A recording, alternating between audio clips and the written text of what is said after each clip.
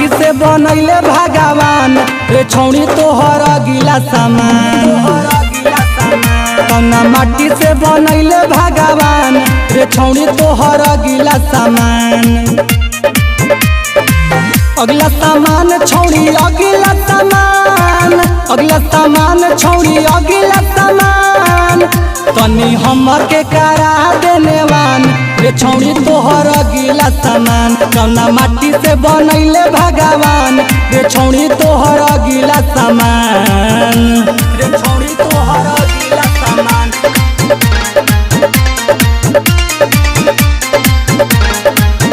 कौना माटी से बनैले भगवान रे छौड़ी तोहर गिला सामान। तोहर गिला सामान। कितना बड़ाई करी तहरा हो रूप के, मन करे देखत रही अखिया में डूब के।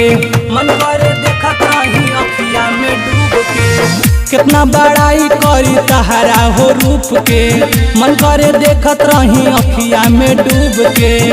तोहर आपस में लड़े बलावान रे छौड़ी तोहर गिला सामान। कौना माटी से बनैले भगवान रे छौड़ी तोहर गिला सामान।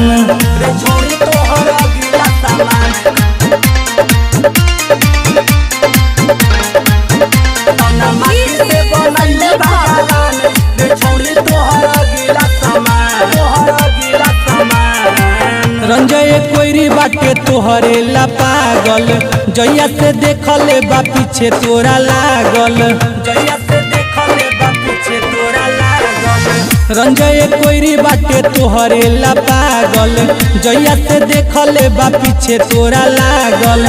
चीखे खातिर पीछा पड़ल सालामान रे छौड़ी तोहर गिला सामान। कौना माटी से बनैले भगवान रे छौड़ी तोहर गिला सामान।